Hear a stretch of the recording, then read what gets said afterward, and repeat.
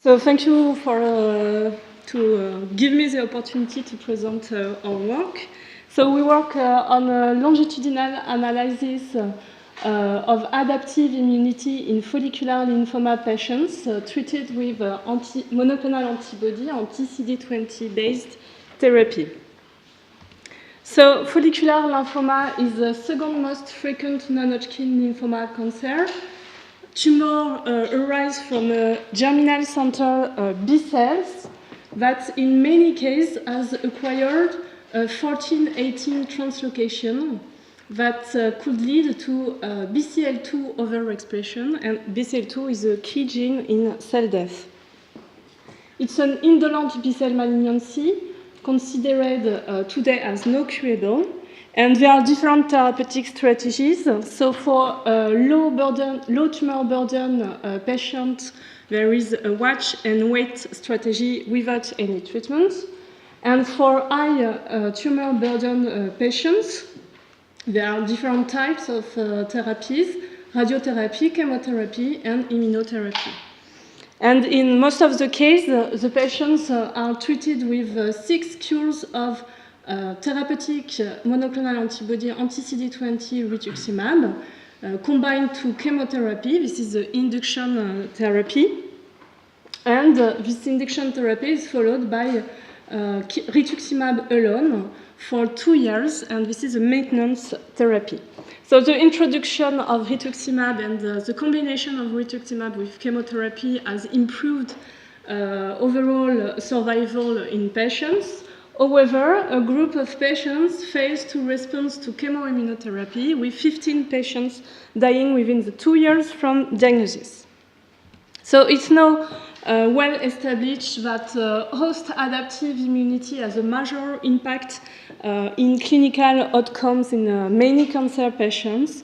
And as you see here, the infiltration in tumor of CD8 T cells, but also CD4 T cells, could have a good effect on prognosis in many cancers. But it's not so easy, so simple, and in fact, we know that the activation status of T cells, and especially the expression of immune checkpoints, molecules, could also have a major impact on this clinical response. So, in follicular lymphoma, lymph nodes involved in the cancer is composed of many immune cells, such as macrophages, NK cells, and different subpopulation of T cells, and they have a major impact on the clinical outcomes of follicular lymphoma patients.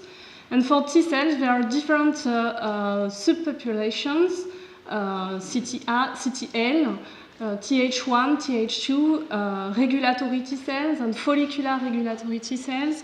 And there are many studies, and these studies are highly controversial because it's, again, a challenge to know what is the impact of these different subpopulations on the prognostics in patients.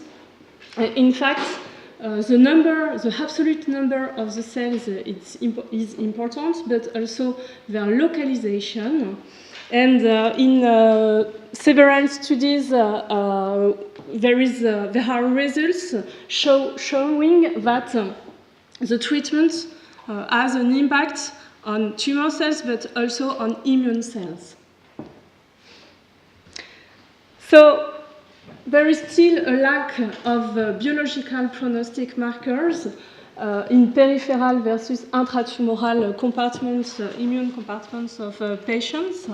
And several retrospective studies have been performed to look at biological prognostic markers, but most of these studies have been performed before the introduction of rituximab. So it's very important to perform longitudinal analysis in follicular lymphoma patients receiving the same rituximab treatment, and to analyze the impact of monoclonal antibody treatment on host adaptive immunity. So our team showed a few years ago in a mouse model that anti-CD20 mAb, in addition to its effect on innate immunity and in addition to the recruitment of NK cells and macrophages, could induce a long-term protection against human CD20 positive tumor cells in mice. So in this model, immunocompetent mice bearing thymoma cells transduced with human CD20 molecule were inoculated with different infusions of anti-CD20 mAb. And you see here that we observe around 70% of surviving mice after mAb treatment. And when we re-challenge these surviving mice without treatment, without mAb treatment, with the same tumor cells, we have also around 70% of mice that survive to the re-challenge. So these results demonstrated a long-term effect, a vaccinal effect of the monoclonal antibody, and suggesting the induction of an anti-tumor adaptive immunity in these mice. In fact, further studies in our team showed that the CD4 T cells compartment have a major impact on this mAb-induced adaptive immunity. When the CD4 T cells were depleted, both at the initiation of the treatment or during the re-challenge, the protective effect of the mAb is nearly abrogated. In fact, the monoclonal antibodies, anti-CD20, modify CD4 T cells compartment by preventing the expansion of regulatory T cells and improving the expansion of Th1 cells with high production of interferon gamma. So based on these results in mice model, we have set up a longitudinal analysis of adaptive immunity in follicular lymphoma patients treated with rituximab. So we have 33 high-grade follicular lymphoma patients who has been HLA typed. And from these patients, we have collected blood samples before treatment and at different time points during the treatment. And from these blood samples, we have performed multi-parametric flow cytometry and transcriptomic analyses. And we have also done functional assays because we have analyzed interferon gamma production by ELISpot assays from PBMC stimulated with viral derived peptides and or CD20 derived peptides. So just to come back on the kinetics, we have 3 time points. Time point before treatment, so T0, a time point during the induction treatment, T-RCHOP, and a time point during the maintenance treatment, T-RM. So first, for the flow cytometric analysis, we have set up different antibodies panels to analyze naive and memory T cell subsets, regulatory T cell population, and the activation status of T cells. So based on double staining of the cells, CCR7 and CD45 array, we could discriminate. And in addition, with the staining with CD27 and CD28, we could discriminate the 4 population of naive T cells, central memory T cells, effector memory T cells, and terminally differentiated MHA T cells. So first, we analyzed the peripheral T cell subset in FL patients before the beginning of the treatment. And we observed a decrease of the percentage of naive CD4 T cells and CD8 T cells in FL patients as compared to healthy donor. We also observed an increase of effector memory CD4 and CD8 T cells, and an increase of EMRA CD8 T cells. Concerning the regulatory T cells, the regulatory population, so we have also an increase in FL patients of regulatory T cells, and interestingly, these regulatory T cells have an activated-like phenotype with an increase of CD45 array negative T regulatory T cells. So we then analyzed the activation status of the peripheral T cell subsets, and today I will focus on two activation markers, HLA-DR and CD38, and two inhibitory checkpoints, TIGIT and PD-1. So in the blood of FL patients before any treatment, we have an increased percentage of HLA-DR and CD38 positive CD4 and CD8 T cells, but we have also an increased percentage of T cells expressing multiple inhibitory checkpoints, PD-1, TIGIT, and CTLA4, suggesting the existence of exhausted phenotype in the blood of FL patients. Just to summarize this part, so we have we observed that peripheral T cell subsets are modified in patients before treatment, and T cells exhibit an effector memory phenotype rather than naive phenotype. Moreover, the increased percentage of peripheral T regulatory, the higher percentage of CD4 and CD8 T cells expressing both activation and inhibitory markers, and the higher percentage of terminally differentiated EMRA CD8 T cells reflect the presence of an immunosuppressive and exhausted peripheral T cell compartment. So now, how does the treatment, the anti-CD20-based treatment, modify these compartments? And just to begin, we have performed a gene expression profile analysis using nanostring technology. This is a transcriptomic assay. And we have analyzed the expression of 700 immune-related genes from RNA from 16 FL patients before therapy, during induction treatment, and during rituximab maintenance therapy. So we observed that 227 genes are differentially expressed in FL patients all along the treatment.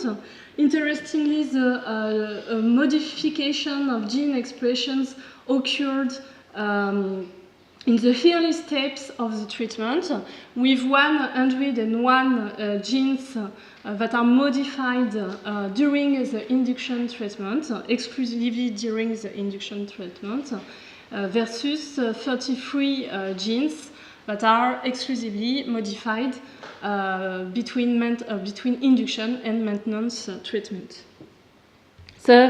So among the genes that are modified during induction treatment, we have identified genes related to innate immunity, such as genes implicated in complement systems, in inflammatory response, but we have also identified genes implicated in the activation, the migration, the activation, and the function of T cells.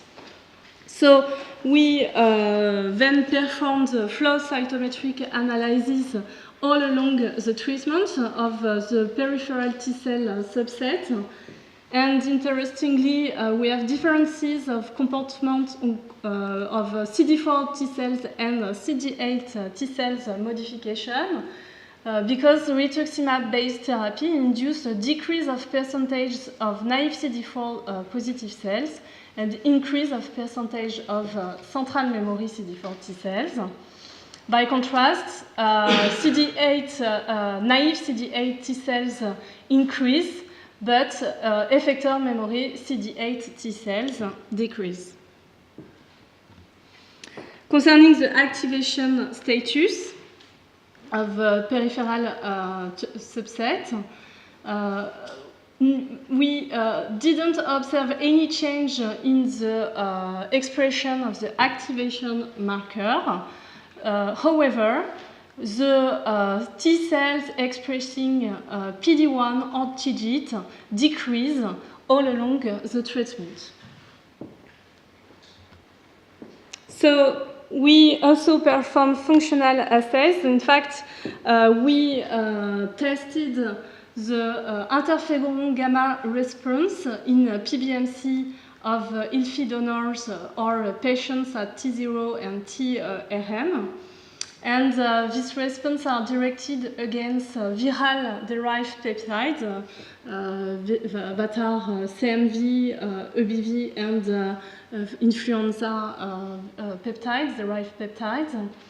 And we show that ILFI donors have stronger interferon gamma response to viral peptides than most of follicular lymphoma patients, and this at before treatment and during therapy.